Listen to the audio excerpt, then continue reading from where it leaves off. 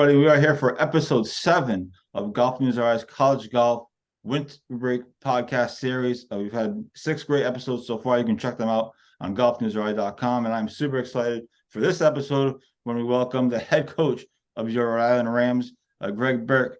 Gregg, thanks so much for coming on. I really appreciate you taking some time. Well, I'm thrilled to be here, Joe. And on behalf of all the people in college golf in the southeastern part of New England, we really appreciate and respect what you're trying to do with college golf and promoting golf in general. Yeah, and I should thank you because obviously we talk a lot on Facebook Messenger or text, whatever. And over the years, you've been a great help for me in learning college golf myself.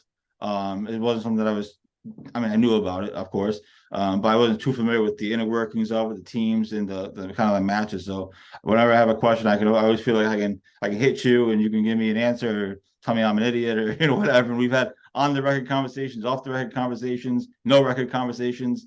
So thank you for helping me out along the way here as we go. Sure. Obviously we've had 6 previous episodes. 2 of them were your guys, Brandon Gillis and Aiden O'Donovan. Both of them were great conversations. I enjoyed talking to both of them for different reasons. Obviously, Brandon is established. Aiden is a freshman trying to kind of figure out college life, if you will, just like any other freshman. He just happens to be a golfer. For you, both of them talked about something that both of them talked about was the academic part of it and how that's really the most important thing to get started. I asked Brandon about advice he would give, and one of the things he said was, make sure you get your tutors or your studies kind of figured out, kind of almost first thing, and then kind of the rest of it, I don't say falls into place, but it comes with it. And Aiden hinted at the same thing. So for you, when you're bringing guys in, how do you help them, or what do you emphasize when you're bringing kids into your program, academically and obviously golf-wise? Well, when the player comes in with mom and dad and sits in my office on an official visit or even an unofficial visit, the first thing I talk about is academics. It's central to everything we do. We're a university. They're there to get an education and there to help learn some tools to help them later in life. We take academics very seriously. We're very fortunate. The school supports us tremendously. We have our own academic advisor. If a player does have an issue in a class, we have access to tutors, which we don't really use a whole lot, but it has come in handy. The faculty senate allows us to miss class time without penalizing the players. If they have a pop-up quiz or something like that, they have to make it up later, of course. And we're able to pre-register. A player is able to pre-register. So that saves a lot of time in moving towards their degree. But academics is central to what we do. I was very fortunate. I went to a public high school in Rhode Island and kind of got a break of a lifetime to go to a place like Holy Cross. And I learned there that academics is the one thing that can open up all the doors. And it's worked out for us, Joe. We've been very lucky. All the time before I took over coach, we had 9 golf All-American scholars. We've literally had 9 in the last 2 years, and we've had over 20 in my 11 and a half years. So it's something we take great pride in, and it's a part of our culture, and the boys, they work for it. Yeah, and I think that's one thing that goes under the radar, I guess, in college athletics is the academic part of it, right? I feel like a lot of coaches, I don't necessarily mean in golf, or just anybody in general, or anybody in particular, but in general, I feel like there's coaches that they're really just all about their sport, and the academics the kids can kind of do on their own time. That's what it feels like in some cases. So again, I don't know anybody in particular. I'm just saying in general. So I feel like academics is cool that you're bringing it to the forefront. Your kids bring it to the forefront, meaning your players. And I thought that was kind of neat. So that's why I wanted to bring that up kind of right off the bat. Yeah, it's the players know this. If they don't perform in the classroom the way that I believe they can and should, then the players reference it. They're in my office. This is their ticket to the future, and we take it very, very seriously. When I recruit a young man, right from his mom and dad, I have the shortest job description in America. I'm there to help maximize the potential of the young man as a golfer, a person, a student, and a future member of whatever community. And the second part is I try to continue the good work mom and dad have done and shepherd that young man from boyhood to manhood. And that's, at the end of the day, that's what we do in college athletics. Absolutely. So I want to get into the golf stuff, the college golf stuff, and I want to go a bunch of different places. So we're going to go all over the place. Obviously, we're going to talk a lot about your team, but the point of this podcast series has been to bring attention to college golf, bring attention to the players, and just kind of the college in general. So I guess things that interest me are, and we've talked about this before, but in college golf, you set a lineup similar in high school. You set a lineup. You say this person's going to play one, two, whatever.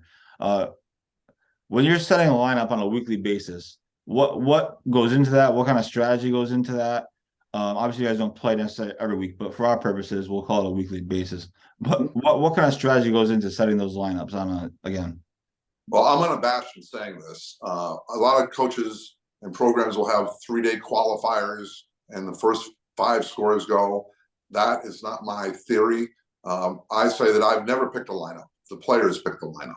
It's obvious who played well before. We're fortunate. I believe in a short roster, 7, 8 kids on the team. We're going to have 9 next year, but it's usually 7 or 8 on the team. So if I take 5, Joe, that means I'm only leaving 2 or 3 behind. So they have 3 days to compete. If I want to make a change in the lineup, and it's usually the 4 or 5 guy, maybe the 3 guy, those 3 that stay behind have posted 3 scores for me to look at. We look at some stats on that too. They hit fairways and things, and hitting greens, depending on what course we're going to play next. And then that's the lineup. There's only been 2 or 3 times in my entire career where someone I thought should go to the tournament didn't go to that particular tournament. And in both cases, it was because they were not longer hitters, and we're going to a course of 7,400 yards. And I took someone, the next guy in line, who was a much longer hitter, because he's hitting 7 irons, 210, 215 yards into greens, where the other guy's hitting 5 irons. So it's the strategy is to just pay attention to what the players are doing and reward hard work. Now, the other part that interests me, and I think it is a fascinating dynamic, and I've talked to the other players about this throughout these interviews. The balance between the team score and the individual score it's similar in high school. It's same in college. What is that balance? Obviously, the better everybody plays, obviously the better your team score. We understand that, but that's not how golf works, as we all know. But but what is that balance like, and how much communication in general do you have with players throughout a tournament? Be like, hey, we have a 1-shot lead. We really can't bogey this hole. Maybe you should like lay up on a par 5 or something. Whatever the example is, I'm just making something up. But what is that balance like? Well, if you talk to 11.5 years of players that I have coached, all of them will say, I don't need to know what the lead is to tell them to lay up on a par 5. I'm Mr. Conservative when it comes to that. Unless you have a 5 iron or 4 iron in your hand at the most, and there's give in the screen structure or what's around the green, I'm all in favor of laying par 5s in general. That's kind of a strategy we've used a lot. I don't force the players to do it, but we have a lot of fun with it. On the way home, with a lot of trips, if I've seen a bunch of bogeys, I ask everyone, how many people went for the par 5s and 2? And we get the number and say it's 12 attempts through 5 players in 3 rounds. How many made eagles? None. How many made birdies? 6. How many made pars? 4.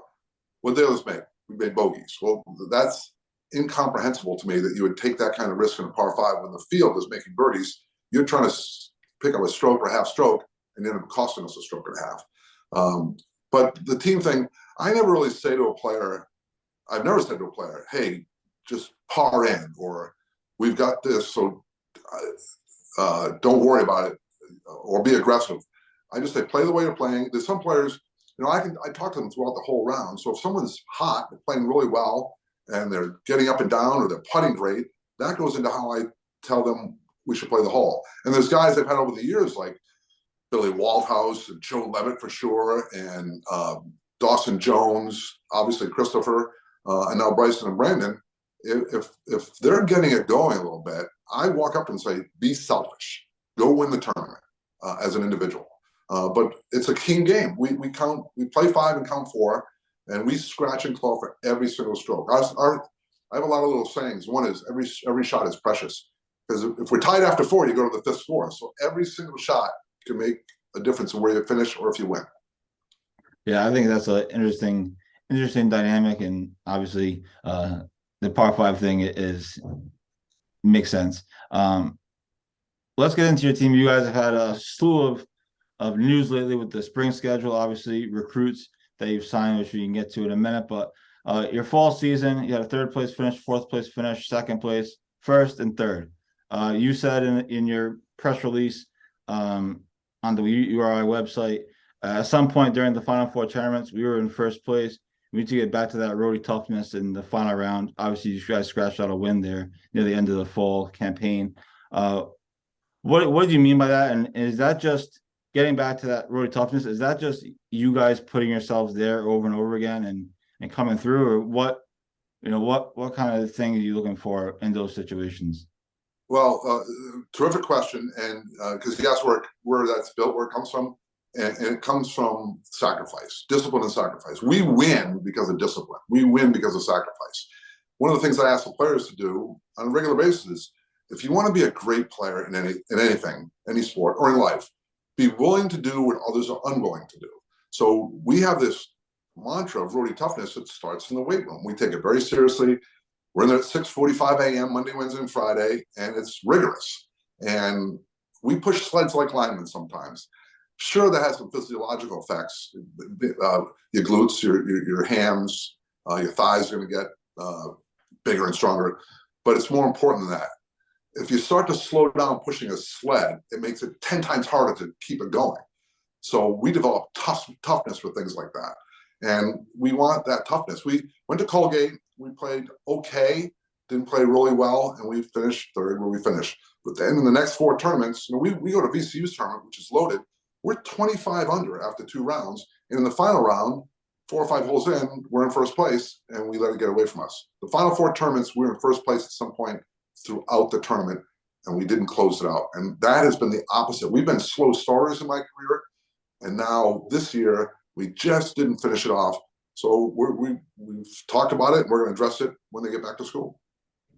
How much of the fall season is obviously it's important, and I'm not trying to suggest it's like preseason necessarily, but how much of the fall season is just looking ahead to the spring season and just preparation for the spring season, when obviously you have the A10 championship, you have the NCAA tournament, hopefully. But how much of that fall season, as much as you want to win, obviously, is kind of prep for the spring season? I don't discern between fall and spring. I don't discern between tournaments. If you have class, be the best you can be. If you're in the weight room, you're only there for an hour. Kill yourself for an hour. If you're on the range, hit an extra 5 balls, hit an extra 20 putts. So the fall season, to me, they're tournaments for us to perform. We're coming off the summer. Horses are in phenomenal shape. The guys have been playing very well. Obviously, in the summer, they're ready to go. And let's go win tournaments. The spring, obviously, is important because everything should lead to being in the proper place for the A10s. But I don't think any tournament in the spring is any more important than the tournament in the fall, other than we've been able to play up more recently. As we've got, the program's gotten better, we've been able to get in better tournaments, obviously. So the spring, it's going to be pretty interesting this spring. We're playing it in Rutherford, which is Penn State's long-honored tournament on a great golf course, A10. We've got 4 teams that are in the top 110, 105 in the country, which is big for our league. And we're going to go to a brand new tournament at ECU, and Elon are co-hosting. We're defending a couple, which is all. So the spring's important, but it's all designed to get us ready to go to reunion for the A10s. Yeah, it should be a terrific spring season. Like you said, you're defending a couple of them. The Bash at the Beach, that's going to be a fun one. The Battle at Run Point. Obviously, the Carpetbagger is a famous tournament. And like you said, the A10s are, be here sooner than you know. Obviously, we had Brandon and Aiden on. Those interviews you can see on GolfNewsRI.com. They were great. And obviously, they've both had terrific years. Bryson is having a terrific year, as usual. I actually talked to him over the summer at the New England Amateur because he had a high finish over at Alpine. One player that has been interesting to me has had a big fall season for you guys. He was in contention for the individual lead at least a couple of times, I believe, is Chuck Tregesser, redshirt freshman. He's played pretty well for you guys in the fall. Just talk about his contributions and what you see from him going forward. I just thought he was a great story for you guys in the fall season. He is, and because we redshirted him the first year, he's a young freshman when he came to us. You can have freshmen born January 1st or December 31st. That's so young freshman, had a lot of support from his family. His dad's absolutely terrific. And I talked to Chuck early on about redshirting. I didn't want to put him in one tournament, waste a year. But when that happened, people didn't know who he was, and he came and played great, which was no surprise to me. Chuck is a relentless worker. He tries his best at every single thing he does. He's a very serious, quiet young man, but his golf exploded because all the hard work started to come to fruition. Joe, you know this, you play and you have a business. What you put in is what you get out. And Chuck is one of the guys that just kind of grinds in practice. He's got a rigorous academic schedule, so he's not always with us at practice, but he puts in as many hours as anyone else. And what he did, he goes to his 18th hole at VCU, loaded field, and he's tied for the lead. Just had an unfortunate swing, ended up making a bogey, but he was there, and that will come back to him in spades. Yeah, absolutely. Like I said, I thought he was a great story for you guys in the fall. And obviously, Brandon and Bryson are doing their thing. What does it mean to you to have two leaders like that who have been through the battles, figuratively speaking, of course, and have some experience playing in big tournaments? How does that help your program? And it they almost kind of like you always hear them talk about, quarterbacks like their coaches on the field. I don't want to compare them to that necessarily, but is it kind of like that with those guys at this stage? Yeah, they both bring different things in personality to the table. You've referenced several times that Bryson had a great fall. He did not have a great fall. He had a good fall, had a great summer. It was probably his least productive of his 4 years, or 3 years, because the COVID fall. But he never gave up. Bryson's an ultimate competitor. It gets in his own way sometimes with how much he lets that affect him.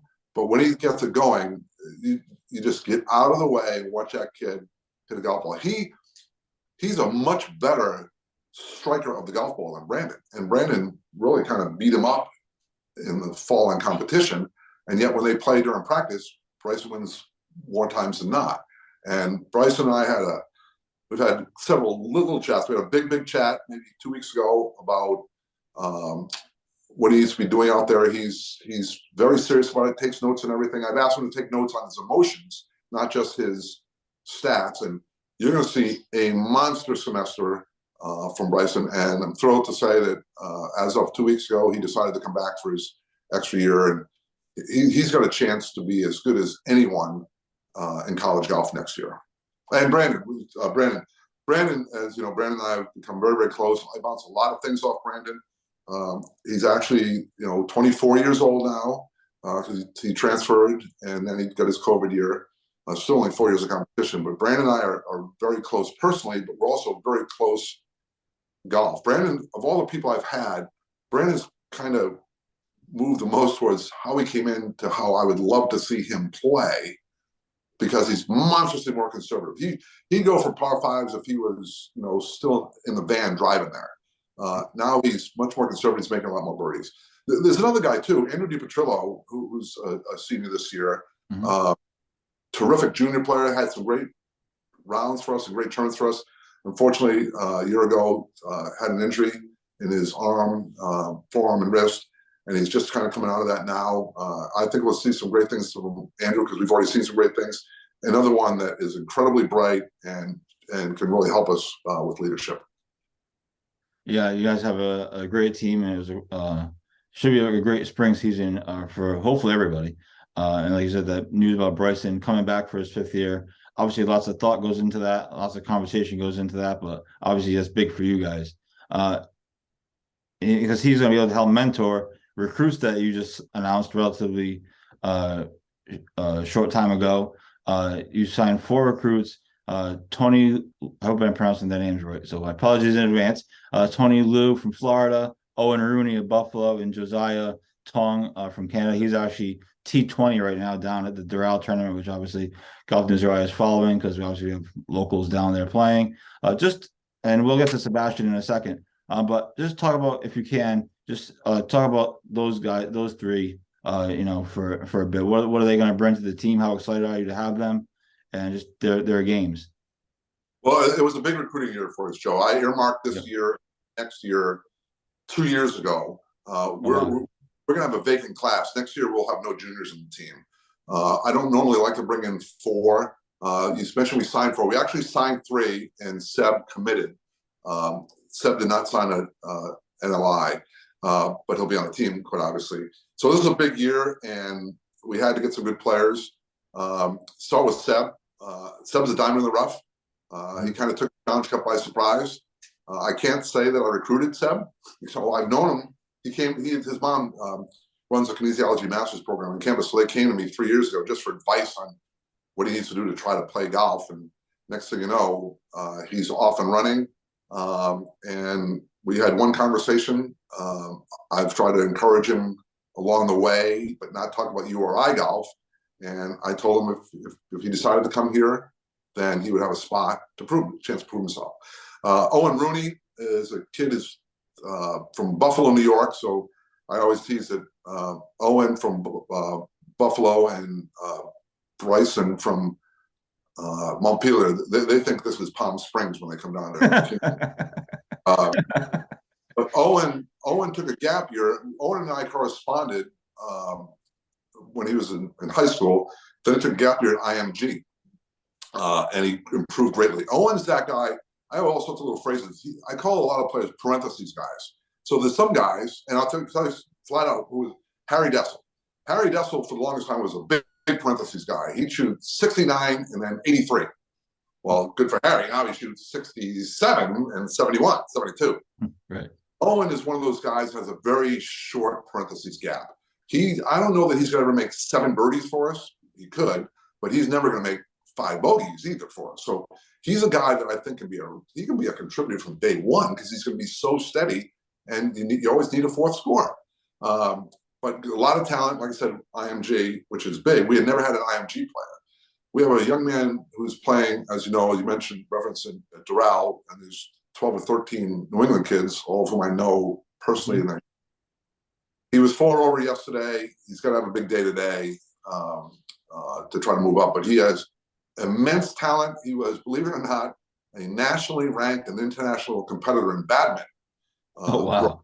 About 2.5 years ago, he's just started golf, and big kid, 6'2", phenomenal shape, great student, has a chance to follow in the footsteps of a lot of guys who were excelled in the classroom and on the golf course. Because he's so new to the game, I think his upside is tremendous. He probably doesn't know how to play golf yet, because you need to get reps to do it. But we have, Bryson will be there. I'll be there. There'll be other people that can help him try to see golf in a different way and how to score. The last guy is, you said it right, it's Tony Lewis. He's also from IMG. And he was the first guy we got before we got Owen. The new head of IMG Golf is a New Englander and a terrific guy. And so he's known about our program. He called me just to introduce himself. The first thing he started talking about is, what good students our guys are and how they appear in the community and stuff like that. So we got an IMG guy. He's from China, but he's been at IMG for 4 years, and an absolute delight. And I think his upside is phenomenal. He has the physical skills and the dedication to take it to the next level. Not that the others don't, but Tony really, really has a really good shot at taking it to the next level. Awesome. Looking forward to seeing those guys come in over the next couple of years. I thought Sebastian committing, I thought that was cool because he's a local. And I always think it's so important for teams, local college teams, whether they're basketball teams or even football, and certainly for golf, to bring in local kids that are from the area that people can recognize with. And I know you kind of gave the story of him a little bit, but is something like that on your radar in general, of looking at local kids and giving, assuming they have the potential, obviously, giving local kids a shot? Because it feels like that's kind of good for not just the golf program, but any program in general, bringing on local kids that people can kind of know and recognize a little bit. Is that something that you think about? It's a positive and negative. And golf is different. You know, Yeah. if I recruit a local from whichever high school at Point Judith or Quidnesset or Shelby, wherever, I'm going to see members that have played with them and they're so proud of them, and everyone thinks that because they won the kid at their club won the men's championship or the junior championship, he's the greatest thing since sliced bread. It's, as you know, it doesn't work that way. No. I've never recruited a Rhode Island kid. Not in my 13 years. I did offer Patrick Welch a full scholarship when he was in 5th grade, because we remember his head met a comment. The first day I met him, I offered him a full scholarship because I saw how hard he's working. And then Will Dixon's dad and I grew up together, played sports together. So I made it clear when he was in maybe 6th grade, if he had any interest, let's have the discussion. But I never even recruited those guys. Recruited Davis a little bit, but Davis quickly moved on to bigger and better things. And I am the president of the fan club, which is probably a bunch of us. But I've never, ever recruited a Rhode Island kid in my 13 years. There's, I believe that'll change. Interesting. I just think, like I said, I just think in general with college sports, even with basketball, with URI basketball or PC basketball, I think it's cool when and if they bring on local kids from kind of this general area. I always think that's kind of neat. The recruiting in general, obviously, we don't want to get any trouble here with the NCAA, but when you're just recruiting players or scouting players, we all know about college basketball recruiting, what they look for, football recruiting, what they look for, golf recruiting. What does that look like? What does it look like for you when you're out there in the field, so to speak, scouting these guys? What are you looking at? Are you what are you looking at? What are you looking for? Couple things. I'm the guys in the Challenge Cup, Dave Adamonis, Steve Feinstein, that kind of kid. I'm the all-time hang around the scoring area, because if I don't go on the golf course and evaluate a young man and I don't communicate with him about URI, it doesn't count as an evaluation. But it's good to be seen, and they can see that I'm showing interest in whatever tournament. But when I'm on the golf course, at the end of the day, there's a little box. There's 18 little boxes, and then there's 2 other boxes, and they just have numbers. And the big box, the one at the end, tells you what the score is. If I know the course conditions, if I know the golf course, the weather, and I know the field, I can learn a lot from my laptop. When I go out there, what I look for has nothing to do with golf, striking the golf ball. If a kid makes 3 birdies in a row, I want to see that he's got his head about him. If a kid makes 3 bogeys in a row or a double, I want to see he's got his head about him. But he took the punch, and the next shot is important, and he's not going to let it affect him. I want to see how he treats his competitors. I definitely want to see how he treats if an official comes over or in the scoring area. I learn a lot with their attitudes, whether they play well or not, how they treat the guys scoring. And quite honestly, one of the most important factors is I want to see the relationship with their parents. I'm unabashed when I say this. I've been around since old Tom Morris, so I can do what I want. When it comes to coaching the University of Rhode Island, we've won. We have great academics. We have wonderful donors. So no one's going to change me at this point because I'm going to do it the way I've done it to get where we are.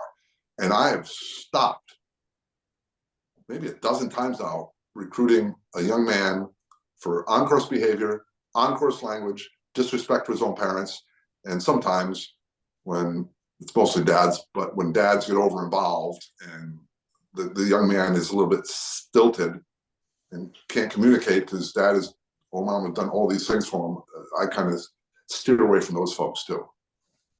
College sports has been, a big thing. I don't want to say it's been rocked, but a big thing with college sports these days has been the NIL, the name, image, licensing. Obviously, it's had a major impact, it feels like, in basketball and football. I was just curious, and maybe not necessarily your program, but just in general, have you seen it have an impact in college golf? Has NIL creeped into college golf at all yet? Or is that something that you would think about or talk about? Or how does that work? It has. And obviously, as you know, I was an athletic administrator for 35 years. So I've seen the evolution of not paying players and stifling communication about what possibly transferring to just, opening up Pandora's box and let the evils of the world come flying out. The NIL, something has to be done. People are going to just go where they get the highest pay. Coaches are going to go to programs where they have deep-pocketed boosters as much as anything else. Then the portal is a little bit unmanageable right now. I call it the all-you-can-date buffet because I literally wouldn't have to recruit Joe. I can go in the portal and just get players. I could never leave. I wouldn't have to leave my office. The advantage is that I'd have those players. I'd have a year, 2, 3, or 4 years of record what they did in college, let alone high school or juniors. So there's a lot of issues around that. The NIL is crept into golf. I'm told what hasn't happened in our program, but it could. There are college golfers making more money than the golf coach. So if look at young John Daly, he's making hundreds of thousands of dollars to not even play golf in Arkansas because he's not regularly in the lineup.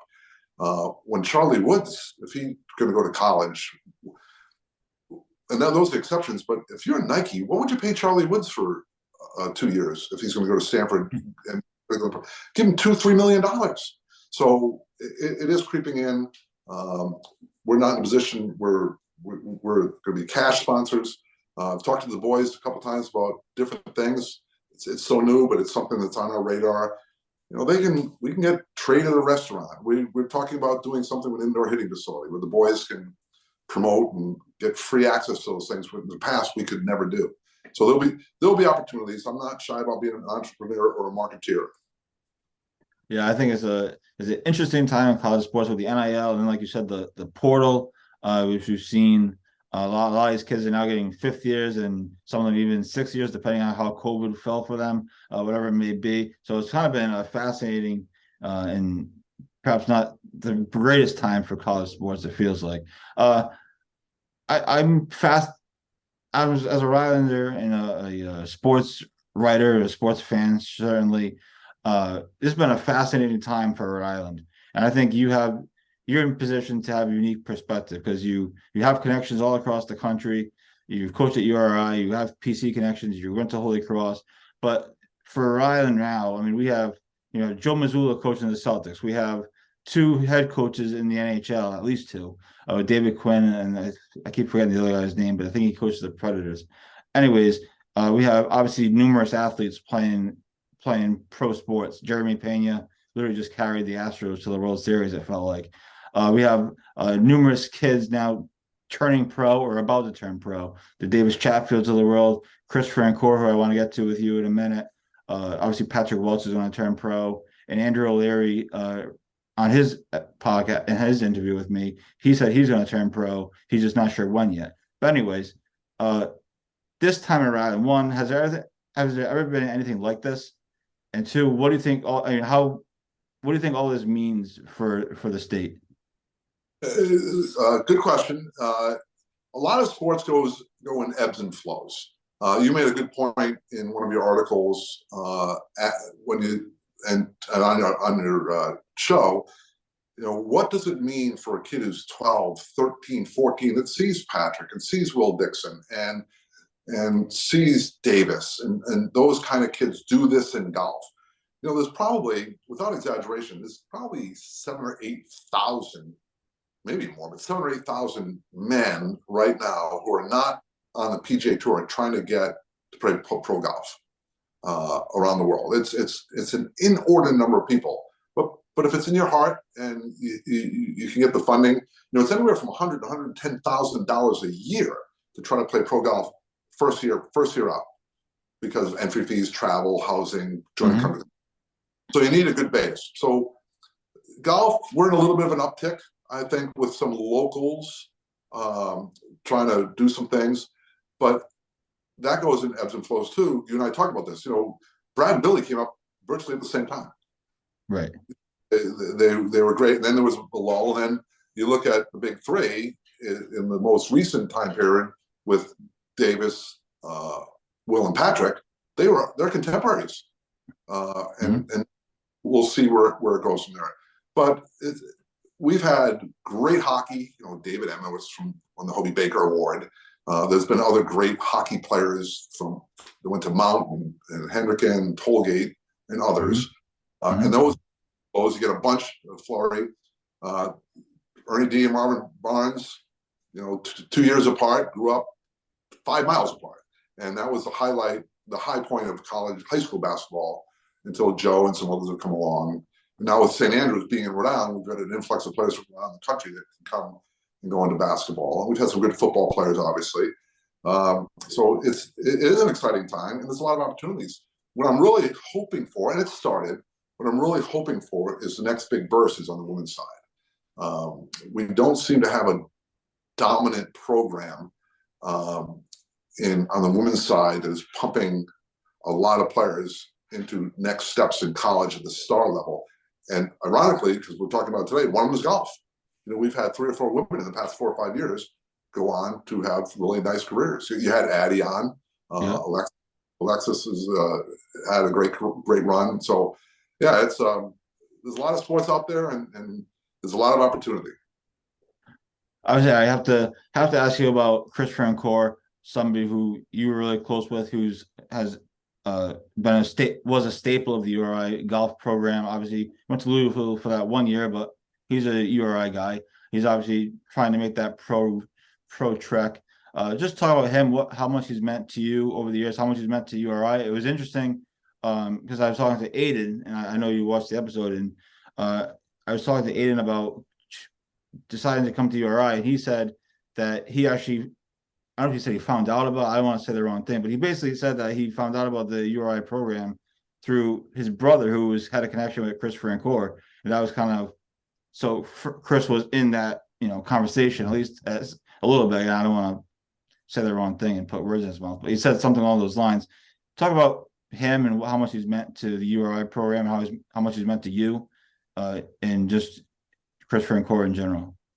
I'll start with the story that you referenced. Aiden's 2 older brothers played. They played multiple sports. One was playing baseball. The other one was beating Aiden up on a daily basis, from what I hear from Aiden. But both brothers. So Christopher played like Legion baseball and early baseball with one of the brothers who went on. He's older than Chris. So when he came to URI, it sparked with the family that URI was out there more than it would have just in general recruiting classes. So Christopher, boy, oh boy. So when I first took over, I had a kind of a strategy in mind that I was going to, every 2 years, I'd recruit someone who would be a number 1 for 2 years, be a superstar. When I took over, Brandon Chikorka, who was here, he was a 2-year number 1 guy. And then it gave me a chance to get Billy. Not the first year, but the next year after Brandon. And then Billy was actually 3 years or 3.5 years. And then after Billy, I went after Dawson Jones. Now he's 2 years number 1. And then after Dawson, I went after Christopher, who was 2-year number 1. And then after Christopher, I wanted Bryson. Now Bryson's not number 1 now, but he had been all of last year and could be again. And then the next guy in that 2-year chain was Aiden. And not that the others can't move up, but those are the guys I've identified as early contributors. Some take some time, and anybody can be number 1, but that's how I've kind of developed the program. So Chris is right in the smack dab middle of it. Chris is unique in a lot of ways. Chris and I are very, very close. He's someone I think I hope I've had a lot of influence over in all facets. Chris, in his high school championship, Chris played and hit, you can't make this up, he hit 17 greens. He missed 1 green by 3 inches, and he finished 1 under with 6 bogeys and no eagles. And he would just go out there and rip it and find it and hit it again. And we got away from that a lot. He wouldn't pay attention really in pre-tournament rounds. When we go to tournaments, we don't call them practice rounds. We're not there to practice. We call them pre-tournament rounds because we're there to learn when do we respect the golf course and when do we take advantage. Chris would just want to hit 1,000 putts at the hole. But we're not going to play that hole in the tournament. We know where the hole's going to be in the tournament. Chris was very reluctant to do that. I'd point out, hey, a lot of misses are here in this little valley. Take 6 balls there. Every 4 or 5 holes, hit 3 balls out of the trap. Chris, he was his own person. two and a half years later, when he finally got it, Chris and I had a difficult first semester. I thought he was going to leave. He considered leaving. He was not ready for the rigors and discipline of URI golf. And it ended up being the greatest thing that ever happened to both of us, because we came very close through it. And 2.5 years later, Chris was taking notes every single thing. Every single round, if he plays 9 holes at home with his dad, he'll write down all his stats. And it turned him into what he is. Chris is an incredibly hard worker and has capacity to play golf all day long. That being said, what he's meant to me, we're incredibly close, and he's allowed me to showcase. So Billy, very briefly, Billy got no offers. I think Monmouth offered him a spot for a year, but nothing. Then he comes here. He's 2-time All New England player. Dawson was recruited, but not heavily recruited, and he came here as a superstar. Chris had a lot of potential. We just got on him early because I love multiple sport athletes, and he came here and he flourished academically and otherwise. He's got great parents. His dad's just a terrific guy. And, I know I get beat up about this, and some people think I'm crazy. And I've had former players tell me crazy. But the year before, after his junior year, I brought him down to Metacomet in the summer. I said, we're going to talk about what your duties are as a captain. But it was a lie. I told him I wouldn't take him back. I said, obviously when I recruited you, Chris, I would do everything I could to maximize your potential. And our schedule doesn't allow for you as a fifth-year guy to flourish and reach the potential that you could do. And that's when we started looking for other schools. I made it clear to him. He wanted to come back, and ultimately I would have taken him, but I had to get him thinking that there was something else out there. And he did well. He's trying to go pro. Obviously, went through Q school with Davis. I guess that pro conversation, that when golfers want to potentially turn pro, I'm sure you've had it with players before, or in one way or the other. Obviously, turning pro in golf is significantly different than any other sport, right? There's no draft. There's NBA draft. There's NFL draft, NHL draft. There's even a baseball draft. Golf, I think Davis Chatfield said it on a podcast a couple of weeks ago. He said, when you want to turn pro in golf, you basically just turn pro, and then you have to go figure out how to make money. For you as a college coach, who obviously you're close with a lot of your players, even former players as well, like Chris and others, that conversation, if a player comes to you and just asks about potentially turning pro, whether it's whatever year it is, what is that conversation like? How does that go from a college coach to a player when it comes to kids looking into turning pro in golf? Well, it's not one conversation because it comes up, and right, fair enough. Every player to recruit wants to be a pro. When it gets serious, just in general, though. Yeah, when it gets more serious, Joe, it comes down to one thing. It's not just the talent. It's $100,000 to $110,000 a year, and no one believes the figure until they go out and do it. And it's a lot of money. So, as an example, Christopher went to Korn Ferry. He has to go out to, I think, Nebraska, and he's in the qualifier just to get into the first stage. Right. So do the math. You're flying from Boston to Nebraska. You have 6 days, hotel, meals. The entry fee for that was not the big number, but I think it was $1,000 or something like that. So you're spending $5,000, $6,000 for a 3-round tournament in the hope that you qualify for the first stage. First stage, you're flying somewhere else. And Chris did a good job. Went to New Mexico because he had played the golf course there. But now the entry fee for the Korn Ferry is $4,500. Each stage you don't have to get tagged more. It's $4,500, and now you're flying there. Same thing, and quick turnaround. You can't stay in crappy hotels because you got to get a good night's sleep. You can't eat ramen noodles because you need your energy. You might be spending $20, $25 to go to a nice fitness center to keep up all this stuff. That's another big number. Then he came in fourth, was in second, one point, came in fourth and fifth. Now he's going to Ohio. Now there's not an extra entry fee, but there's another $3,000, $4,000.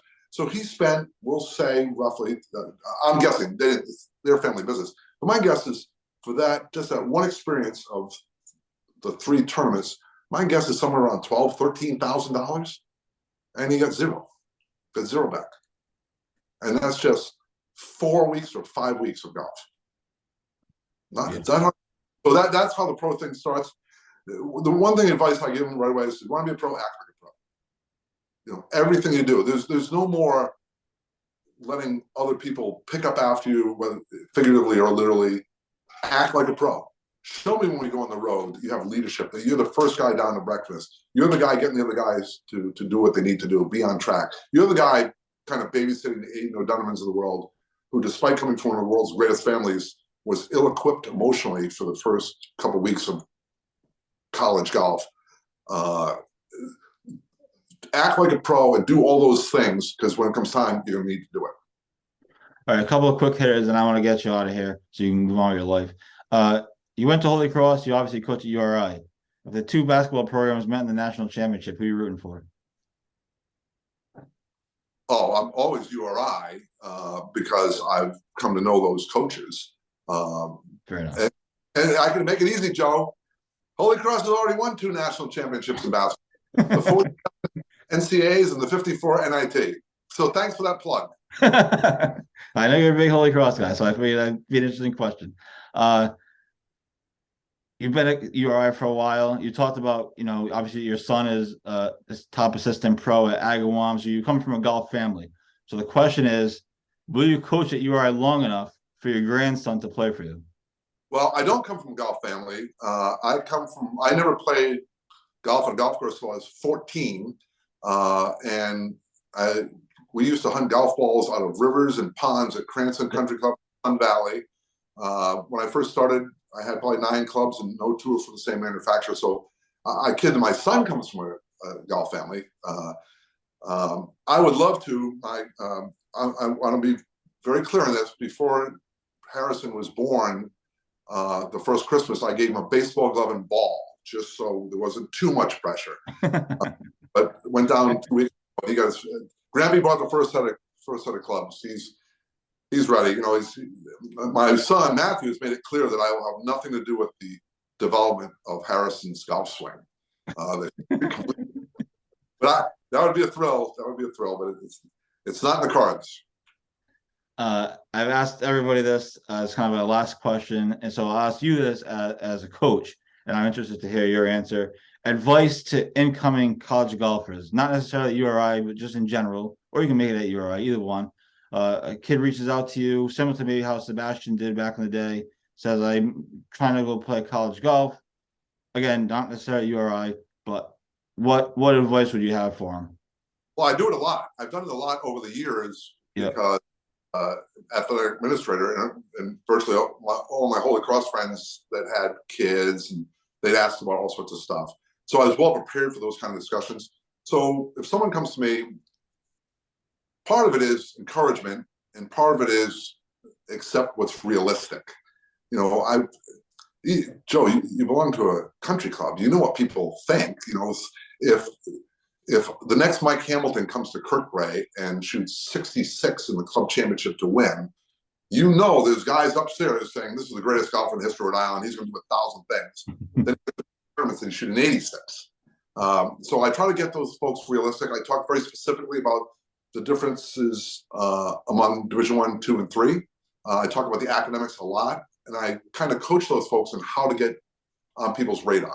So if you're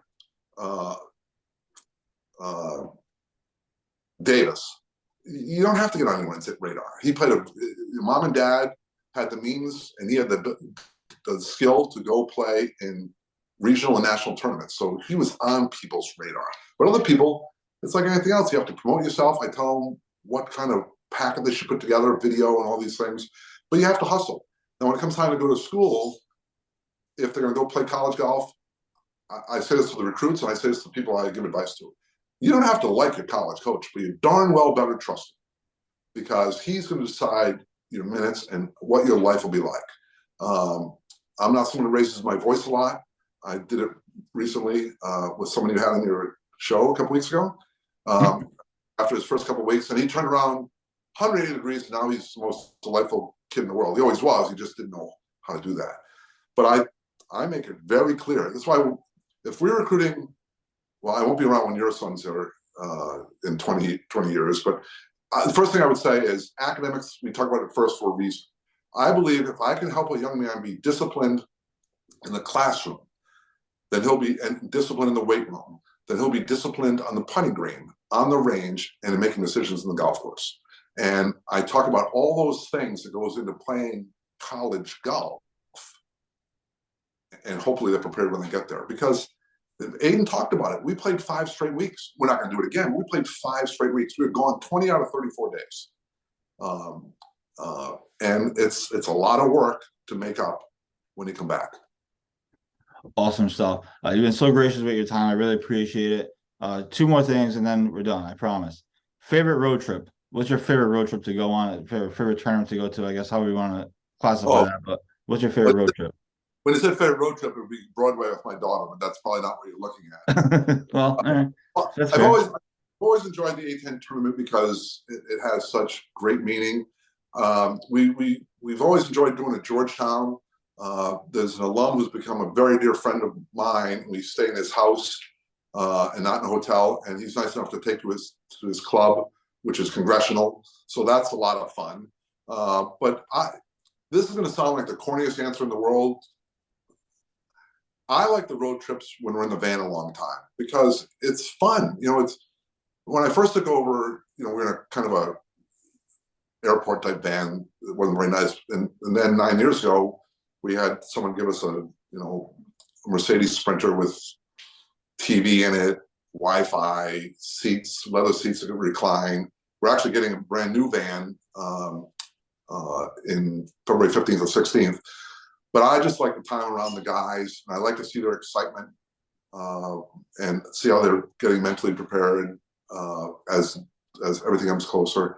But we've played in some great places. We played in a lot of great tournaments, and just to be around the guys and try to influence them and do any role modeling, if at all I can do to help them. And that's a lot of times on road trips when someone will come by and say, yeah, my grandma's sick, or my uncle died, or not all tragedies, but there's the inevitable girlfriend conversation. But that's when being on the road is a special time for me, because you see the guys as the kind of kids you recruited, and you get to monitor their progress. And then lastly, the point of this podcast series has been to obviously try to bring attention to college golf, bring attention to college golfers, both in the state and outside the state. Which obviously are a slew of both.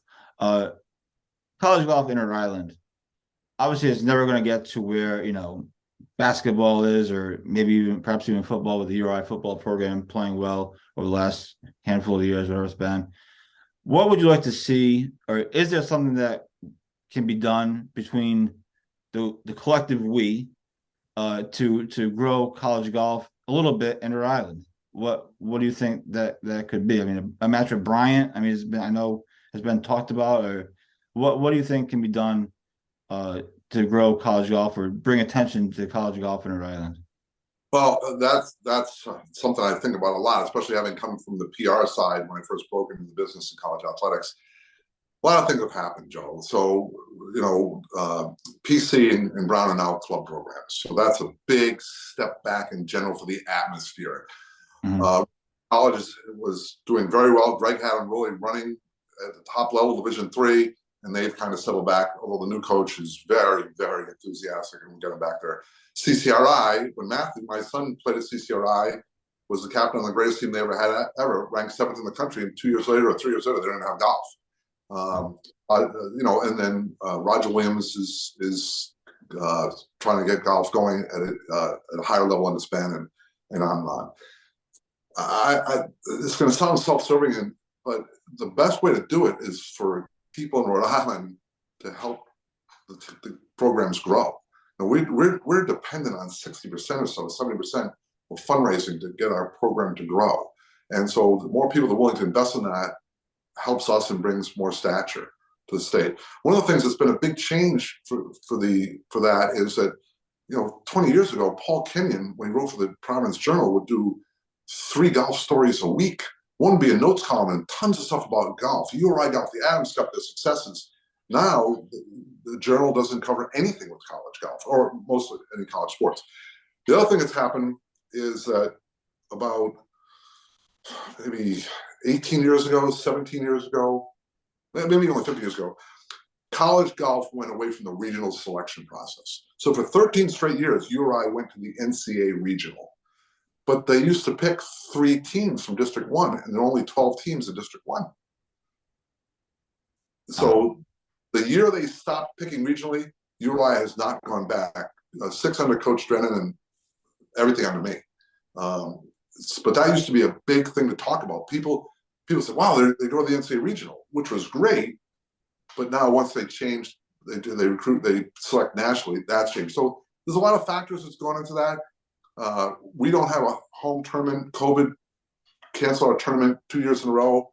Now it's tough getting back because golf is expensive and clubs don't want to give up their golf course, all day Saturday, all day Sunday, or all day half a day Sunday, full day Monday, half day Tuesday for us to play. That would help if we could get more support for the tournament side. We have phenomenal support on the practice side. We have rights or privileges at 15, 16 courses, not every day, but at least once, twice a year. And the pros and the members support us tremendously, but we don't have a tournament. I would love to have get back to having a tournament back in Rhode Island. The downside of that is that we can only do it in the spring, and it's not 75 degrees. Yeah. Hopefully, like you mentioned about the journal and stuff, and hopefully my GolfNewsRI, and hopefully I can help bring it. I'm trying to bring attention a little bit to obviously you guys, but just college golf in general. So hopefully I can be of a little bit of help in that category, and whatever conduit I can be to grow college golf in the state. I'll try to do what I can to promote you guys or promote college golf, whether it's interviews like this or articles or whatever it might be. So hopefully. Well, you're a breath of fresh air to all of us, and not just college golf is obviously tremendously important to me personally, and I love when you put stuff about my guys. It's a big thrill. We don't get it anywhere else, so that's huge. And it's not just you're the only one doing it. You do it well. You do it in depth, and that means a lot to us. But I've talked to Coach Angeli at Hendricken, who I'm close with. We talk about all the time. You're the guy that cares. You're the guy that's at the tournament. So on behalf of all those folks, even though I have a right to speak for them, thank you, and especially thank you. Everything you've done for URI Golf has meant a great deal to me personally, and it's certainly helped the program. Absolutely. Gregg, thank you so much for coming on. I really appreciate it. It was a great discussion, and I'm sure we'll talk over the next few weeks, months, and whatever it may be. But good luck in the spring. We're looking forward to following along. And again, thanks for all the advice and help with various questions I've had over the last couple of years. But thanks for coming on. I really appreciate it. I'm glad to do it. Merry Christmas to you and your family, and I look forward to talking to you again, Joe. Absolutely. Merry Christmas to you as well and your family. The same. So that's Gregg Burke. He's the head coach of the URI golf team as they get ready to start their spring season in just a few short months. It's 30 degrees out now, but their golf season is right around the corner. So thanks everyone for tuning in, and we will talk to you next time.